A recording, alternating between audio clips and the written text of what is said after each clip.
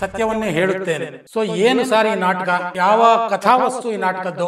ಇವರೆಲ್ಲ ಬೆತ್ತಲೆ ಮಾಡಬೇಕು ಅಂತ ನನಗೆ ಅನಿಸಿದಾಗ ನಾನು ಬರೆದ ನಾಟಕ ಸತ್ಯವನ್ನೇ ಹೇಳುತ್ತೇನೆ ಅಂತ. ಈ 6 ಮಹಾಮಹಿಮರ ಪೈಕಿ ಒಂದೆರಡು ಸುಳ್ಳುಗಳು ಏನು ಇಷ್ಟು ಇಲ್ಲಿಯವರೆಗೆ ಪ್ರಚಲಿತವಾಗಿತ್ತು? ಇಲ್ಲಿ ಮಹಾತ್ಮ ಗಾಂಧೀಜಿಯವರ ಅನಾರ್ಕಿ, ಜವಾಹರ್ ನೆಹರು ಅವರ ಸ್ವಾರ್ಥ, ಅಂಬೇಡ್ಕರ್ಗೆ ಮಾಡಿದ ಮೋಸ ದ್ರೋಹ ಈ ಕಾಂಗ್ರೆಸ್ಸಿಗರು.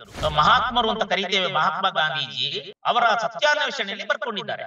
ನಾನು ಬೆತ್ತಲಾಗಿ ಹೆಣ್ಣು ಮಕ್ಕಳನ್ನು ಬೆತ್ತಲಾಗಿಸಿ ಅವರ ಜೊತೆ ಮಲಗುತ್ತಿದ್ದೆ. ಸ್ನೇಹಿತರೆ ನಮಸ್ಕಾರ, ಹೊಸ ದಿಗಂತ ಡಿಜಿಟಲ್ ಚಾನೆಲ್ಗೆ ಸ್ವಾಗತ.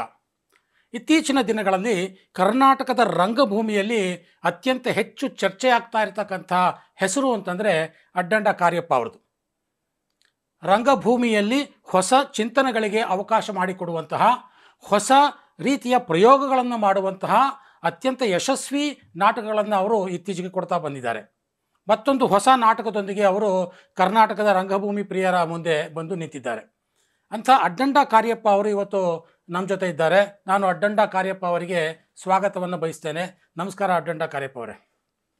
ನಮಸ್ಕಾರ. ಸೊ ನಿಮ್ಮ ಹೊಸ ನಾಟಕ ಸತ್ಯವನ್ನೇ ಹೇಳುತ್ತೇನೆ. ಸೊ ಏನು ಸಾರ್ ಈ ನಾಟಕ, ಯಾವ ಕಥಾವಸ್ತು ಈ ನಾಟಕದ್ದು? ಸ್ವಲ್ಪ ಕರ್ನಾಟಕದ ಜನತೆಗೆ, ನಮ್ಮ ವೀಕ್ಷಕರಿಗೆ ಹೇಳ್ಬೋದಾ ಅಡ್ಡಂಡ ಕಾರ್ಯಪ್ಪ ಅವರೇ? ನನ್ನ ರಂಗಭೂಮಿ ಅಂದ್ರೆ ಅದು ಹೇಳ್ತಾರೆ, ಮೊದಲೆಲ್ಲ ರಂಗಭೂಮಿಯಲ್ಲಿ ಎಡಪಂಥೀಯ ಚಿಂತಕರು ಹೇಳ್ತಾ ಇದ್ರು ಇದೊಂದು ಪ್ರತಿಭಟನೆಯ ಅಸ್ತ್ರ ರಂಗಭೂಮಿ ಅಂತ. ಆದ್ರೆ ನಾನು ಅದನ್ನ ಒಪ್ಪೋದಿಲ್ಲ. ನನ್ನದು ಏನಂದ್ರೆ ಸತ್ಯಾನ್ವೇಷಣೆಯ ಅಸ್ತ್ರ ಅಂತ. ಸುಳ್ಳಿನ ಮೂಲಕ ಪ್ರತಿಭಟನೆ ಮಾಡುವುದರ ಬಗ್ಗೆ ನನಗೆ ವಿರೋಧ ಇದೆ. ಹಾಗಾಗಿ ನನ್ನ ಒಟ್ಟು ರಂಗಭೂಮಿಯೇ ಸತ್ಯಾನ್ವೇಷಣೆಯ ದಾರಿಯಲ್ಲಿ ನಡೆದಿದೆ ಅಂತ ನಾನು ತಿಳ್ಕೊಂಡಿದ್ದೇನೆ. ಅದರ ಬಗ್ಗೆ ನನಗೆ ನಂಬಿಕೆ ಇದೆ. ನಾನು ರಂಗಾಯಣದಲ್ಲಿ ನಿರ್ದೇಶಕ ಆಗಿದ್ದಾಗ ನಾನು ಟಿಪ್ಪು ನಿಜ ಕನಸುಗಳು ಅಂತ ಹೇಳೋ ನಾಟಕ ಮಾಡಿದೆ. ಯಾಕೆಂದ್ರೆ ಆಗ ನಮ್ಮ ಅರ್ಬನ್ ನಕ್ಸಲರಾದ ಅಥವಾ ಆ ತರದಲ್ಲೇ ಖ್ಯಾತಿಗೊಂಡು ಕುತ್ತಿಗೆಗೆ ಅರ್ಬನ್ ನಕ್ಸಲ್ ಅಂತ ಬೋರ್ಡರ್ನ ತೂಗು ಹಾಕೊಂಡಿದ್ದಂತ ಖ್ಯಾತ ನಾಟಕಕಾರ ಗಿರೀಶ್ ಕಾರ್ನಾಡ್ ಅವರು ಬರೆದದ್ದು ಟಿಪ್ಪು ಕನಸುಗಳು ಅಂತ. ಆ ನಾಟಕವನ್ನ ನಾನು ಯಾವ ರಂಗಾಯಣದಲ್ಲಿ ನಿರ್ದೇಶಕನಾಗಿ ಇದ್ದೇನೋ ಅದೇ ರಂಗಾಯಣದಲ್ಲಿ NSDಯ ಪದವೀಧರರಾದ ಬಸಲಿಂಗಯ್ಯನವರ ನಿರ್ದೇಶನದಲ್ಲಿ ಆ ನಾಟಕವನ್ನು ಮಾಡಲಾಯಿತು. ಅದರಲ್ಲಿ ಅವರನ್ನ ಟಿಪ್ಪು ಸುಲ್ತಾನನ್ನ ದೇವಿ ಸ್ವರೂಪಕ್ಕೆ ಏರಿಸಿಬಿಟ್ಟಿದ್ರು. ಅಂತ ಒಬ್ಬ ಜಾತ್ಯತೀತ ಒಬ್ಬ ರಾಜ ಮತ್ತು ಸ್ವಾತಂತ್ರ್ಯಕ್ಕೆ ಹೋರಾಡಿದ ರಾಜ ಮತ್ತು ಆತ ಎಲ್ಲಾ ಧರ್ಮಗಳನ್ನ, ಎಲ್ಲಾ ಜಾತಿ ಜನಾಂಗವನ್ನ ಅತ್ಯಂತ ಸಮಾನಾಂತರವಾಗಿ ನೋಡಿದ ರಾಜ ಅಂತ ಸುಳ್ಳೇ ಗಿರೀಶ್ ಕಾರ್ನಾಡ್ರವರು ಕತೆ ಕಟ್ಟಿ ಬರೆದ್ರು. ಒಂದ್ಸರಿ ಯಾವುದೋ ಒಂದು ಪತ್ರಿಕೆಯಲ್ಲಿ ಈ ಬಗ್ಗೆ ಸಂವಾದ ನಡೆದಾಗ ಡಾಕ್ಟರ್ SL ಭೈರಪ್ಪನವರೊಂದಿಗೆ ದೊಡ್ಡ ಚರ್ಚೆ ಆಗೋಯಿತು. ಆಗ ಆ ಪತ್ರಿಕೆ ಈ ಒಂದು ಅಂಕಣವನ್ನೇ ತೆರೆಕೊಟ್ಟು ನೀವು ಚರ್ಚೆ ಮಾಡಿ ಅಂತ. ಆಗ ಚರ್ಚೆಗೆ ಬಿದ್ದು ಅದರಲ್ಲಿ ಗಿರೀಶ್ ಕಾರ್ನಾಡ್ರು ಸೋತು ನಾನು ನಾಟಕವನ್ನಷ್ಟೇ ಬರೆದಿದ್ದೇನೆ, ಚರಿತ್ರೆಯನ್ನಲ್ಲ ಅಂತ ಜಾರಿಕೊಂಡು. ಆದರೆ ನಾಟಕ ನೋಡಿದ ಮುಗ್ಧ ಪ್ರೇಕ್ಷಕರು ಇದೊಂದು ಸತ್ಯ ಚರಿತ್ರೆ ಅಂತ ತಿಳ್ಕೊಳ್ತಾ ಬಂದಿದ್ರು. ನನಗೆ ಇದ್ರ ಬಗ್ಗೆ ಸಿಟ್ಟಿತ್ತು.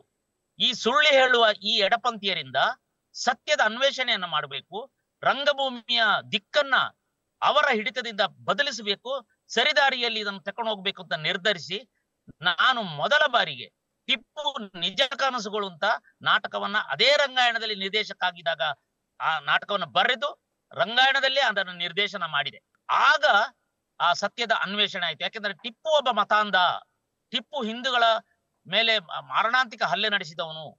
ಅಲ್ಲಿ ಮೇಲುಕೋಟೆಯ 700 ಬ್ರಾಹ್ಮಣರನ್ನ ಮರಕ್ಕೆ ನೇತು ಹಾಕಿದವನು, ಕೊಡಗಿನ ಕೊಡಗವರನ್ನು ಮತಾಂತರಗೊಳಿಸಿದವನು, ಕೇರಳದ ನಾಯರುಗಳ ಮೇಲೆ ಚಿತ್ರಹಿಂಸೆ ಕೊಟ್ಟವನು, ಅನೇಕ ದೇವಸ್ಥಾನಗಳನ್ನು ಲೂಟಿ ಮಾಡಿದವನು ಅಂತ ಹೇಳುವ ಸತ್ಯದ ಇತಿಹಾಸವನ್ನು ಯಾವಾಗ ತೆರೆದಿಟ್ಟೆವೋ ಇವತ್ತು ಟಿಪ್ಪುವಿನ ಹೆಸರು ಹೇಳ್ಕೊಳ್ಳಕ್ಕೆ ನಾಚಿಕೆ ಪಡುವಂತ ಸ್ಥಿತಿ ಇಡೀ ರಾಜ್ಯದಲ್ಲಿ ನಿರ್ಮಾಣವಾಯಿತು. ಈಗ ಇದೇ ಸಿದ್ದರಾಮಯ್ಯನವರು ಟಿಪ್ಪು ಜಯಂತಿಯನ್ನು ಮಾಡುವ ಧೈರ್ಯ ಹೋಗಲಿ, ಟಿಪ್ಪುವಿನ ಹೆಸರೆತ್ತಲಿಕ್ಕೆ ಈಗ ಅಂಜುತ್ತಾರೆ. ಆ ಸ್ಥಿತಿಯನ್ನ ನಿರ್ಮಾಣ ಮಾಡಿದ ಯಶಸ್ಸು ನಮ್ಮ ರಂಗಭೂಮಿಗಿದೆ. ನಾನು ಬಲಪಂಥೀಯ ಸಿದ್ಧಾಂತ ಅಂತ ಹೇಳೋದಿಲ್ಲ, ಸತ್ಯದ ಸಿದ್ಧಾಂತದ ಎಡೆಗೆ ಹೋಗ್ತಾ ಇದ್ದೇನೆ.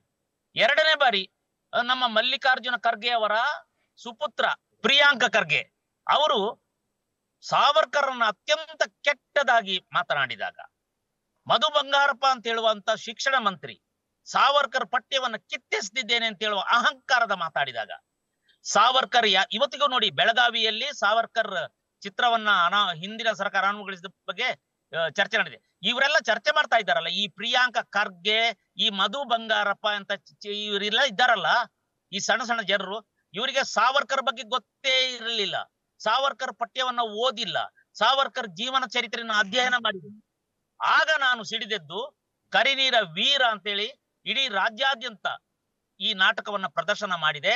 ಅದು ದೊಡ್ಡ ಸುದ್ದಿ ಆಯ್ತು. ಟಿಪ್ಪು ನಿಜ ಕನಸುಗಳು ದೊಡ್ಡ ಸುದ್ದಿ ಆಯ್ತು ಬಿಡಿ. ಇದಾದ ನಂತರ ಇದಕ್ಕೆಲ್ಲ ಒಂದು ಬೆನ್ನುಡಿ ಅಥವಾ ಮುನ್ನುಡಿ ಅಂತೆ ನಾನು ಇನ್ನಷ್ಟು ಸತ್ಯದ ಆಳಕ್ಕೆ ಹೋಗಬೇಕು ಅಂತ ಹೇಳಿ ಸುಮಾರು 43 ಪುಸ್ತಕಗಳನ್ನ ಅಧ್ಯಯನಕ್ಕೆ ಒಳಪಡಿಸಿದೆ. ಅದರಲ್ಲಿ ಇವರು ನಮ್ಮ ನಾರಾಯಣಾಚಾರ್ಯರು ಬರೆದಂತ ಅನೇಕ ಪುಸ್ತಕಗಳು, ಜವಾಹರ್ಲಾಲ್ ನೆಹರು ಬರೆದ ಡಿಸ್ಕವರಿ ಆಫ್ ಇಂಡಿಯಾದಿಂದ ಹಿಡಿದು ಮಹಾತ್ಮ ಗಾಂಧಿಯ ಆತ್ಮಕಥನ, ಜವಾಹರ್ಲಾಲ್ ನೆಹರು ಅವರ ಆತ್ಮಚರಿತ್ರೆ, ಸರ್ದಾರ್ ವಲ್ಲಭಾಯ್ ಪಟೇಲ್, ಸುಭಾಷ್ ಚಂದ್ರ ಬೋಸ್, ಅಂಬೇಡ್ಕರ್, ಸಾವರ್ಕರ್, ಹೀಗೆ ಒಂದಷ್ಟು 6 ಜನ ಮಹಾನ್ ವ್ಯಕ್ತಿಗಳ ಬಯೋಗ್ರಫಿ, ಅವರ ವಿರುದ್ಧ ಅವರ ಪರ ಬರೆದ ಅನೇಕ ಪುಸ್ತಕಗಳನ್ನ ಅಧ್ಯಯನ ಮಾಡಿ ಒಂದು ನಿರ್ಧಾರಕ್ಕೆ ಬಂದೆ, ಎಷ್ಟು ಸುಳ್ಳುಗಳನ್ನ ನಮ್ಮ ನೆಹರು ಆಡಳಿತದಿಂದ ನಮಗೆ ಕೊಡಲಾಗಿದೆ, ಎಷ್ಟು ಸುಳ್ಳಿನ ಪಠ್ಯವನ್ನ ನಮಗೆ ಬೋಧಿಸಿ, ನಮ್ಮ ಮಕ್ಕಳಿಗೆ ಬೋಧಿಸಿ, ನನ್ನ ತಂದೆಯ ಕಾಲದಿಂದಲೂ, ಈಗ ನನಗೆ 62 ವರ್ಷ ವಯಸ್ಸು, ಇದನ್ನೇ ಬೋಧಿಸಿ ನಮ್ಮ ಸಮಾಜವನ್ನ ನರಹೀನ ಸಮಾಜವಾಗಿ ಮಾಡಲಾಗಿದೆ. ನಮ್ಮ ಹಿಂದೂ ಧರ್ಮವನ್ನ ನಿಕೃಷ್ಟವಾಗಿ ನೋಡುವ ಹಾಗೆಯೂ ಇಸ್ಲಾಂ ಮತ್ತು ಕ್ರೈಸ್ತ ಧರ್ಮವನ್ನ ಮಹೋನ್ನತ ಧರ್ಮ ಅಂತೇಳಿ ನಮಗೆ ಬೋಧಿಸಿ ನಮ್ಮ ಇಡೀ ಭರತ ಖಂಡವನ್ನ, ಏಕೈಕ ಹಿಂದೂ ರಾಷ್ಟ್ರ ಭಾರತದವನ್ನ ಈ ಸ್ಥಿತಿಗೆ ತಂದು ತಲುಪಿಸಿದಾರಲ್ಲ, ಇವರೆಲ್ಲರನ್ನು ಬೆತ್ತಲೆ ಮಾಡಬೇಕು ಅಂತ ನನ್ಗೆ ಅನಿಸಿದಾಗ ನಾನು ಬರೆದ ನಾಟಕ ಸತ್ಯವನ್ನೇ ಹೇಳುತ್ತೇನೆ ಅಂತ. ಈ ನಾಟಕದಲ್ಲಿ ನೀವು ಏನು ಕಥಾವಸ್ತು ಅಂತ ಕೇಳಿದಿರಿ, ಇದು ಕಥೆಯಲ್ಲ, ಸತ್ಯದ ಅನಾವರಣ. ಇಲ್ಲಿ ಮಹಾತ್ಮ ಗಾಂಧೀಜಿಯವರ ಅನಾರ್ಕಿ, ಜವಾಹರ್ಲಾಲ್ ನೆಹರು ಅವರ ಸ್ವಾರ್ಥ, ವಲ್ಲಭಾಯ್ ಪಟೇಲರಿಗಿದ್ದಂತ ದ್ವಂದ್ವ, ಸುಭಾಷ್ ಚಂದ್ರ ಬೋಸ್ರಂತ ಮಹಾನ್ ಯೋಧನಿಗೆ ಮಾಡಿದ ಕಾಂಗ್ರೆಸ್ ಮಾಡಿದ ಅವಮಾನ, ಅಂಬೇಡ್ಕರ್ಗೆ ಮಾಡಿದ ಮೋಸ ದ್ರೋಹ ಈ ಕಾಂಗ್ರೆಸ್ಸಿಗರು, ಮತ್ತೆ ವೀರ ಸಾವರ್ಕರ್ಗೆ ಮಾಡಿದ ಅನ್ಯಾಯ, ಇದೆಲ್ಲವನ್ನ ಚರಿತ್ರೆಯಿಂದ ಹೆಕ್ಕಿ ತೆಗೆದು ಅದನ್ನು ನಾನು ಒಂದು ರಂಗರೂಪಗೊಳಿಸಿ ಅದನ್ನ ಸತ್ಯವನ್ನೇ ಹೇಳುತ್ತೇನೆ ಅಂತ ನಾಟಕ. ಇದು ಕೋರ್ಟಿನ ಮಾತು, ಸತ್ಯವನ್ನೇ ಹೇಳುತ್ತೇನೆ, ಸತ್ಯವನ್ನಲ್ಲದೆ ಬೇರೇನು ಹೇಳುವುದಿಲ್ಲ, ನಾನು ಹೇಳುವುದಿಲ್ಲ ಸತ್ಯ ಅಂತ. ಸರ್, ಈ ಮೊದಲು ಹೇಗಿತ್ತು, ನಮ್ಮಲ್ಲಿ ಭಗವದ್ಗೀತೆ ಇತ್ತು, ತೆಗೆದು ಬಿಟ್ರು ಅದನ್ನ. ಯಾಕೆಂದ್ರೆ ಭಗವದ್ಗೀತೆ ಮುಸ್ಲಿಮರಿಗೆ ಹರಾಮು, ಕ್ರೈಸ್ತರಿಗೆ ಅದೇನು ಬೈಬಲ್ಲ, ಹೀಗಾಗಿ ನಮ್ಮದು ಜಾತ್ಯತೀತ ಅಲ್ವಾ, ಹಾಗಾಗಿ ಅದನ್ನ ಎಸ್ದು ಬಿಟ್ರು. ಈಗ ಸುಳ್ಳೇ ನಮ್ಮ ದೇವರು, ಕಟಕಟೆಯಲ್ಲಿ ನಿಂತು ಸುಳ್ಳು ಹೇಳಿದರೆ ಅದೇ ದೊಡ್ಡ ಸಾಕ್ಷಿಯಾಗಿಬಿಡ್ತದೆ. ಹೀಗಾಗಿ ನಮ್ಮ ನ್ಯಾಯಾಲಯ ಕೂಡ ಸುಳ್ಳಿನ ವಿಜೃಂಭಣೆಯು ನಡೀತಾ ಹೋಗ್ತದೆ. ಎಲ್ಲೋ ಒಂದು ಕಡೆ ನಮಗೆ ಬೆಳಕು ಚೆಲ್ಲಿದಂತೆ ಒಂದೊಂದು ನ್ಯಾಯಾಲಯಗಳಲ್ಲಿ ಸತ್ಯದ ಅನಾವರಣ ಆಗುತ್ತೆ. ಇದನ್ನೆಲ್ಲವನ್ನು ನಾನು ಗ್ರಹಿಸಿ ಈ 6 ಜನರಿಗೆ ಆತ್ಮಸಾಕ್ಷಿಯ ನ್ಯಾಯಾಲಯ ಅಂತೇಳಿ ಒಂದು ತೆರೆದು, ಆ ಆತ್ಮಸಾಕ್ಷಿಯ ನ್ಯಾಯಾಲಯಕ್ಕೆ ಈ 6 ಜನ ವ್ಯಕ್ತಿಗಳು, ಗಾಂಧೀಜಿ, ನೆಹರು, ವಲ್ಲಭಾಯ್ ಪಟೇಲ್, ಸುಭಾಷ್ ಚಂದ್ರ ಬೋಸ್, ಡಾಕ್ಟರ್ ಬಾಬಾ ಸಾಹೇಬ್ ಅಂಬೇಡ್ಕರ್ ಮತ್ತು ಸಾವರ್ಕರ್, ಈ 6 ಜನರಿಗೆ ಸಮನ್ಸ್ ಕೊಟ್ಟು ಅವರು ಕೋರ್ಟಿಗೆ ಬರ್ತಾರೆ. ಆ ಕೋರ್ಟಿನಲ್ಲಿ ಅವರ ಆತ್ಮಗಳು ಮಾತಾಡ್ತವೆ.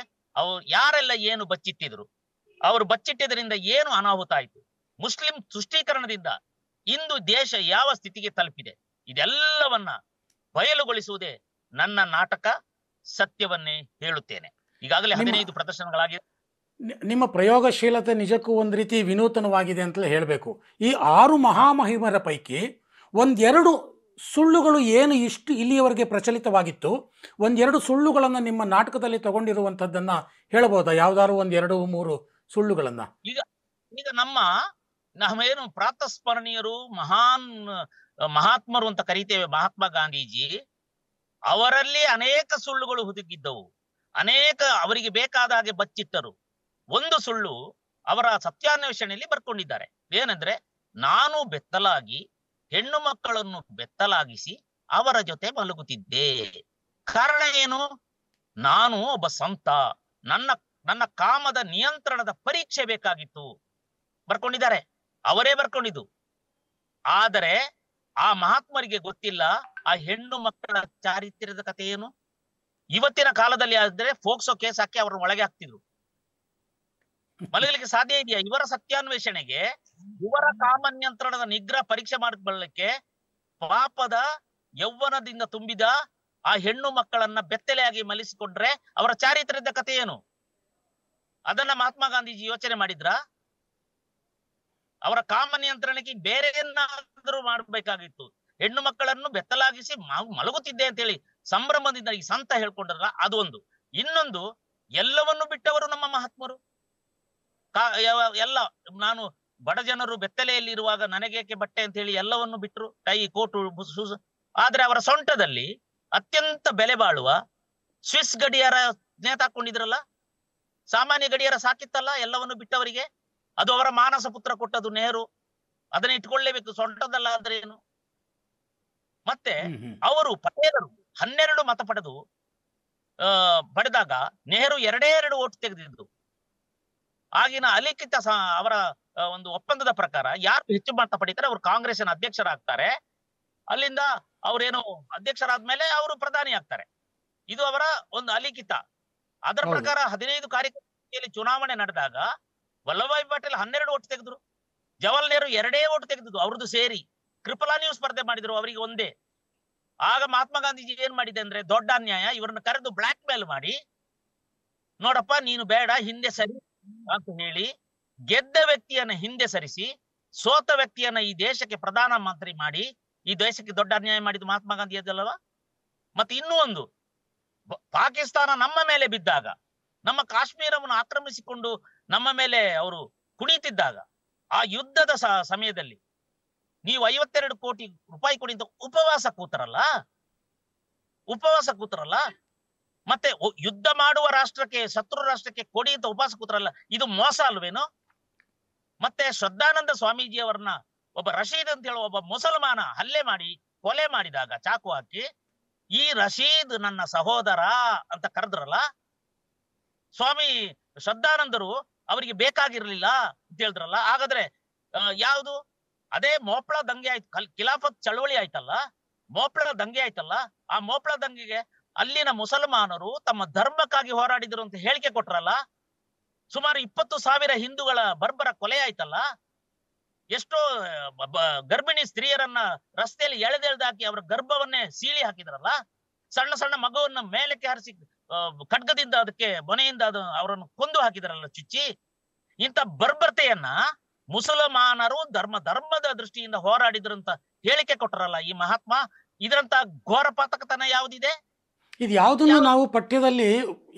ನಾವು ಪಠ್ಯದಲ್ಲಾಗ್ಲಿ ಇತಿಹಾಸದಲ್ಲಾಗ್ಲಿ ಉನ್ನತ ಶಿಕ್ಷಣದಲ್ಲಾಗ್ಲಿ ಯಾವುದನ್ನು ಓದೇ ಇಲ್ಲ. ಅದೇ ರೀತಿ ಸಾವರ್ಕರ್ ಬಗ್ಗೆಯೂ ಅಷ್ಟೇ ಅನೇಕ ಸತ್ಯಗಳು ಹಾಗೆ ಮುಚ್ಚೋಗಿವೆ. ಸಾವರ್ಕರ್ ಬಗೆಗಿನ ಯಾವ ಸತ್ಯಗಳನ್ನ ನೀವು ಇಲ್ಲಿ ಹೊರಗೆ ತೆಗೆದಿದ್ದೀರಾ ಅಂತ ನಾಟಕದಲ್ಲಿ? ಜವಾಹರ್ಲಾಲ್ ನೆಹರನ್ನ ಕೇಳೋಣ. ಈ ತರದ ಮೋಸದಿಂದ ಅವರು ಪ್ರಧಾನಿ ಆದ್ರಲ್ಲ ಈ ಜವಾಹರ್ಲಾಲ್ ನೆಹರು. ಅವರು ಇಂಡೋ ಚೈನಾ ವಾರದಾಗ ಚೈನಾದ ಪರ ಇದ್ದಂತ ಮೆನನನ್ನ ರಕ್ಷಣಾ ಮಂತ್ರಿ ಮಾತ್ಕೊಂಡು ಕೂತ್ರಲ್ಲ. ಅದೇ ಜನರಲ್ ತಿಮ್ಮಯ್ಯ ನಮ್ಮ ಸೈನಿಕರಿಗೆ ಮಂಜು ಪ್ರದೇಶ, ಹಿಮಾಲಯ ಪ್ರದೇಶದಲ್ಲಿ ಬೂಟ್ ಇಲ್ಲ, ಕೈಗೆ ಗ್ಲೌಸ್ ಇಲ್ಲ, ಆಧುನಿಕ ವೆಪನ್ ಇಲ್ಲ, ಸ್ವಲ್ಪ ಹಣವನ್ನು ಡಿಫೆನ್ಸ್ಗೆ ಕೊಡಿ ಅಂದಾಗ ಆ ಮನುಷ್ಯನಿಗೆ ಯುದ್ಧದ ಹಪಾಪಿಕೆ ಅಂತ ಚೈನಾ ವಾರ್ ಮಾಡೋ ಸಮಯದಲ್ಲಿ ಒಬ್ಬ ಜನರಲ್ಗೆ ಅವಮಾನಿಸಿದ್ರ, ರಾಜೀನಾಮೆ ಬಿಸಿಟ್ರು ಅವರು. ಇದಕ್ಕೆ ಕಮ್ಯುನಿಸ್ಟ್ ಮೆನನ್ ಕಾರಣ ಅಲ್ವಾ? ಈ ಕಮ್ಯುನಿಸ್ಟ್ ಮೆನನ್ ವಿದೇಶದಲ್ಲಿದ್ದವನ ಪಕ್ಕಕ್ಕೆ ಕೂರಿಸ್ಕೊಂಡು ಆತನನ್ನ ಡಿಫೆನ್ಸ್ ಮಿನಿಸ್ಟರ್ ಮಾಡಿದ್ರಲ್ಲ. ಇದಕ್ಕಿಂತ ಮೋಸ ಯಾವುದಿದೆ? ಈ ಜವಾಹರ್ಲಾಲ್ ನೆಹರು ಅವರ ಸ್ವಾರ್ಥ, ತನ್ನ ಕುಟುಂಬವೇ ಮುಂದೆ ಇರಬೇಕು ಅಂತ ಹೇಳಿ ಅವರು ಮಾಡಿದಂತ ಪ್ರಮಾದಗಳು, ಪಟೇಲರಿಗೆ ಮಾಡಿದ ಅನ್ಯಾಯ. ಇದೇ ಸುಭಾಷ್ ಚಂದ್ರ ಬೋಸರಿಗೆ ಅವರು ಯುದ್ಧ ಅಪರಾಧಿ ಅಂತ ಕರೆದ್ರು. ಅವರ ಆಜಾದ್ ಸೈನ್ಯವನ್ನ ನಮ್ಮ ಆರ್ಮಿಗೆ ಸೇರಿಸಿಕೊಳ್ಳಲಿಲ್ಲ. ಅವರನ್ನ ಕೆಂಪುಕೋಟೆಯಲ್ಲಿ ವಿಚಾರಣೆಗೊಳಪಡಿಸಿ ಆರೋಪಿಗಳು ಅಂತ ಮಾಡಿದ್ರು. ಇವರ ಕಾರಣಕ್ಕಾಗಿಯೇ ಸುಭಾಷ್ ಚಂದ್ರ ಭಟ್ಟು ದೇಶ ಬಿಟ್ಟು ಹೋಗುವಂತ ಆಯ್ತಲ್ಲ. ಅಲ್ಲಿಯೂ ವಿದೇಶಗಳ ರಾಷ್ಟ್ರದ ಬೆಂಬಲದಿಂದ ಭಾರತದ ಮೇಲೆ ಬ್ರಿಟಿಷರನ್ನು ಓಡಿಸಬೇಕು ಮಾಡಿದಾಗ ಅವರನ್ನು ಯುದ್ಧ ಅಪರಾಧಿ ಅವರನ್ನು ಹಿಡ್ಕೊಡ್ಲಿಕ್ಕೆ ಇವರು ಪ್ರಯತ್ನ ಪಡ್ತಲೇ ಇದ್ರಲ್ಲ. ಇಂಥ ಸ್ವಾರ್ಥಿ ಅಂದ್ರೆ ಸ್ವಾತಂತ್ರ್ಯದ ಹೋರಾಟ ಕಾಲದಲ್ಲೇ ಸುಭಾಷ್ ಚಂದ್ರ ಬೋಸ್ರನ್ನ ಬ್ರಿಟಿಷರಿಗೆ ಹಿಡ್ಕೊಳ್ಳಿಕ್ಕೆ ಇವ್ರು ಪ್ರಯತ್ನ ಪಡ್ತಾ ಇದ್ರು ಅಂತ. ಹೌದು, ವ್ಯಾಮೋಹ, ಸ್ವಾರ್ಥ ಮತ್ತೆ ಅಧಿಕಾರದ ವ್ಯಾಮೋಹ. ಅವರಿಗೆ ನೋಡಿ, ಬ್ರಿಟಿಷರು ಸಿಲೋನನ್ನು ಕೂಡ ಬಿಟ್ಟು ಸ್ವಾತಂತ್ರ್ಯ ಕೊಟ್ಟರು. ಅನೇಕ ರಾಷ್ಟ್ರಗಳಿಗೆ ಅಲ್ಲೇನು ಸ್ವಾತಂತ್ರ್ಯ ಚಳವಳಿ ನಡೆದೇ ಇರಲಿಲ್ಲ. ಭಾರತಕ್ಕೂ ಸ್ವಾತಂತ್ರ್ಯ ಇಲ್ಲಿ ಗಾಂಧಿಯ ಚರಕ ನೂಲಿನಿಂದಲೇ ಬಂತು ಅಂತ ಹೇಳೋದು ಘೋರ ಪಾತಕತನ. ಸುಭಾಷ್ ಚಂದ್ರ ಬೋಸರಿಂದ ಹಿಡಿದು ಭಗತ್ ಸಿಂಗ್ ಅವರಿಗೆ ರಕ್ತ ಕೊಟ್ರಲ್ಲ. 23, 22, 21 ವಯಸ್ಸಿನ ಅನೇಕ ಸಾವಿರಾರು ಲಕ್ಷಾಂತರ ಯುವಕರು ಹೆಸರಿಲ್ಲದೆ ಹೋದ್ರಲ್ಲ, ನೇಣುಗಂಬೆಗೆ ಏರಿದ್ರಲ್ಲ, ಅವರಿಗೆ ಜೈ ಅಂತಿದ್ದೇವೇನು? ನಮ್ಮ ಶಾಲೆಯಲ್ಲಿ ಜೈ ಇಬ್ಬರಿಗೆ, ಮಹಾತ್ಮ ಗಾಂಧಿ ಕಿ ಜೈ, ಜವಾಹರ್ಲಾಲ್ ನೆಹರು ಕಿ ಜೈ. ಉಳಿದವರಿಗೆ